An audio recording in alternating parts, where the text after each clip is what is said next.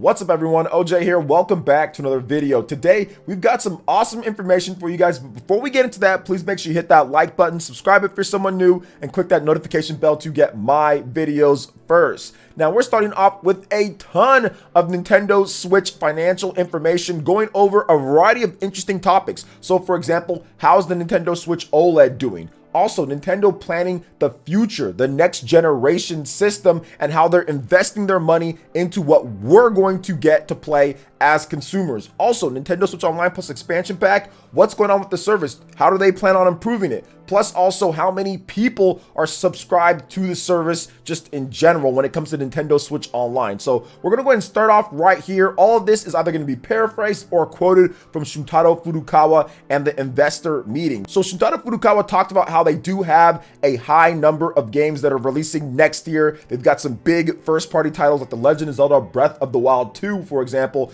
Bayonetta 3 is coming, Splatoon 3 is coming as well. But they also stated that they hit a all-time high with over 6,700 third-party games on the Nintendo Switch, and also high-profile games that are selling extremely well, like Monster Hunter Rise. Now, he did talk about the OLED model as well, stating this: Nintendo Switch OLED model with its large, vibrant screen is off to a good start since it launched on October 8th. Its sales trend shows that many consumers who purchased a system at launch around 5 years ago are now interested in replacing it with the new Nintendo Switch. As seen in the purchasing trends for Nintendo Switch OLED model, motivations behind system purchases have diversified. Some are buying the Nintendo Switch system for the first time, while others are buying a second one, and still others are replacing their existing system with the Nintendo Switch OLED model. When Nintendo Switch first launched, it was common for households to purchase a single system, but more and more families are now owning multiple systems. With the increase in titles that can be enjoyed individually and the growing trend of playing Nintendo Switch in handheld mode, we continue to strive to expand our install base to one Nintendo Switch per person. We believe there is even further room for the Nintendo Switch install base to grow. Now, he also talked about the robust lineup of evergreen games, maximizing the sales and revenue, and I do want to talk about this just briefly before we move on to the next thing here. The Nintendo Switch OLED model, which got a lot of flack, and I understand where that was coming from. I made a video recently discussing how, Nintendo was right about that. It was supposed to fail, but it did not. And I think that Nintendo's way of doing it at this point with the Nintendo Switch OLED model was pretty smart, because what we're seeing here is that people are replacing it with a more premium system. Yes, I do think that it would have been dope if they were able to make a new Nintendo Switch essentially, or a Nintendo Switch Pro, and get more power in there. But with the chip shortage that we did talk about recently as well, it seemed like they probably would have had stock issues, just because they have stock issues with the Nintendo Switch regular model, with the Switch Lite, with the regular version 2 Switch, and even with the Nintendo Switch OLED.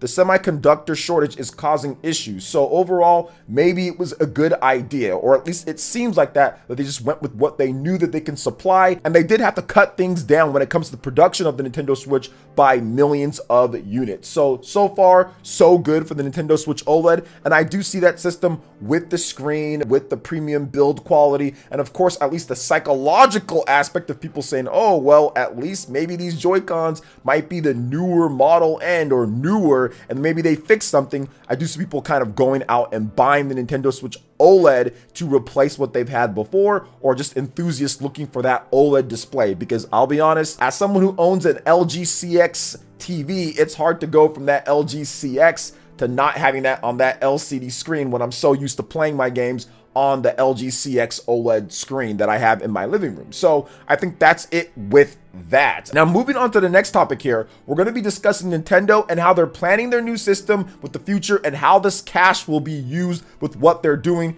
Here's what Furukawa had to say on the matter. In support of our efforts to increase the number of people who experience Nintendo IP, Nintendo plans to continue to expand its business around the core concept of creating unique integrated hardware-software projects. In addition, we build on the Nintendo Account Foundation to develop services that complement our business. With Nintendo Switch, we introduced the ability to link a Nintendo account and created a foundation for maintaining relationships with consumers going forward. We want to maintain a positive, lasting relationship with consumers through these accounts. We seek a virtuous cycle with our integrated hardware software business and the provision of services and content based on Nintendo accounts, in which touch points are created with ever more consumers and strengthened to establish long-term mutually positive relationships. Man, that was a very long-winded way of saying, hey, we want to keep an account where people keep all their stuff. Essentially what's going on here is that you keep your same account, you keep your same profile name, you keep everything that you have when it comes to your digital releases, and that moves from one system to another. That's essentially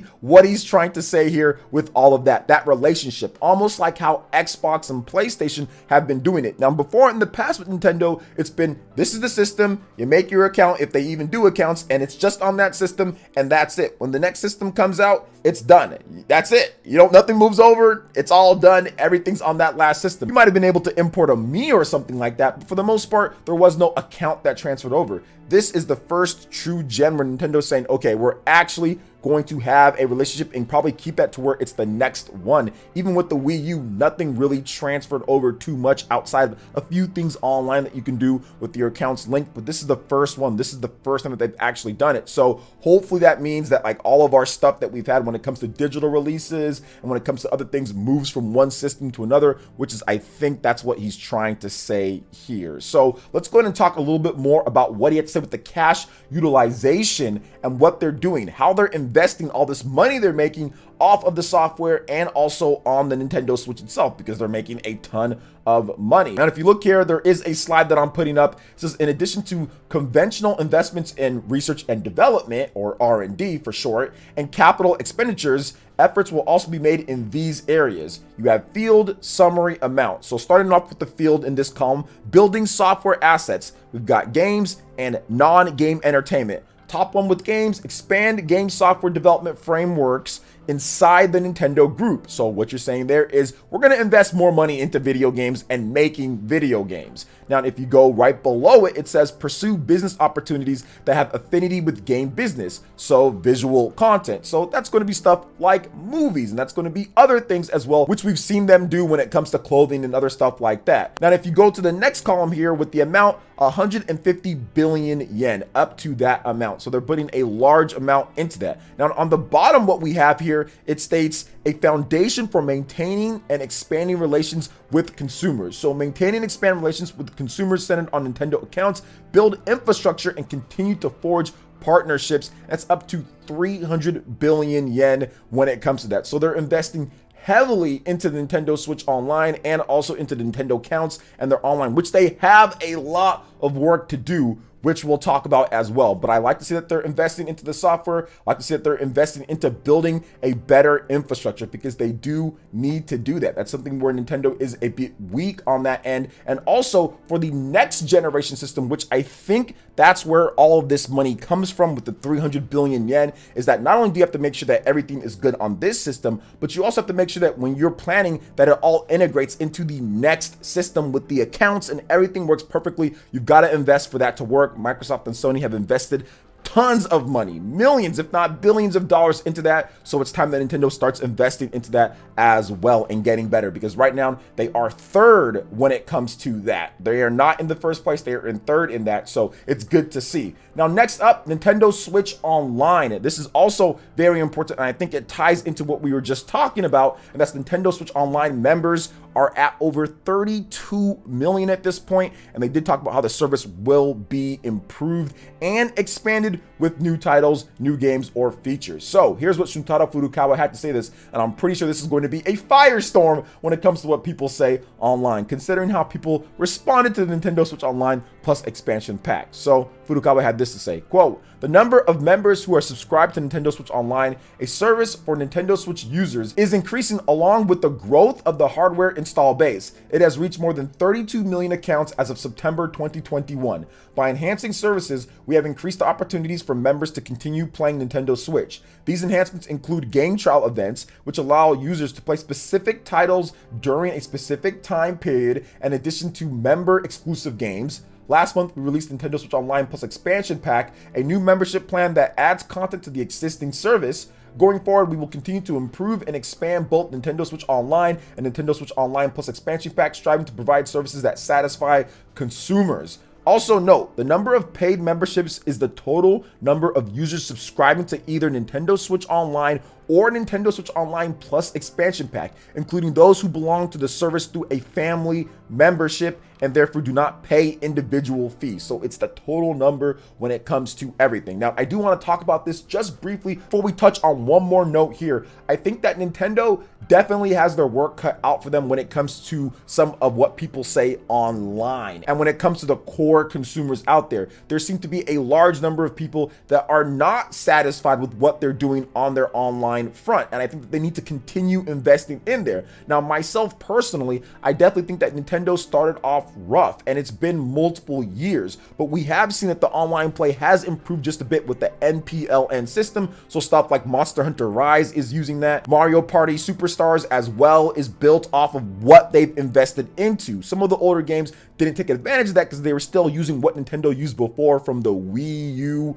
and the Nintendo 3DS. Now they have this new infrastructure in here, and new games going forward are going to better take advantage of what they've invested into. So I do see them doing that. If you play Mario Party Superstars Online, you see that. If you play a lot of the games that have came out recently, you do see that quality improving. However, with Nintendo Switch Online Plus expansion pack, definitely improving the amount of games and the transparency with consumers, which they've talked about here with having a better relationship and stuff like that. Well, they need to see that with actually providing, I would say, monthly games, or providing a roadmap, or at least letting consumers know a bit more. That would, I would say, increase the trust and probably make consumers a bit happier if they did that. So we'll see going forward. Now, with Nintendo Switch Online Plus expansion pack, I haven't talked about it formally in a video, which I will after I kind of play through everything, but from what I've played so far, it seems to me like it could end up being a very good service. Right now, there isn't enough N64 games. There definitely is a problem there, but they will be expanding. They're going to be adding stuff like Paper Mario. They're going to be adding Kirby. There's going to be more games coming. So I do feel that once there's probably like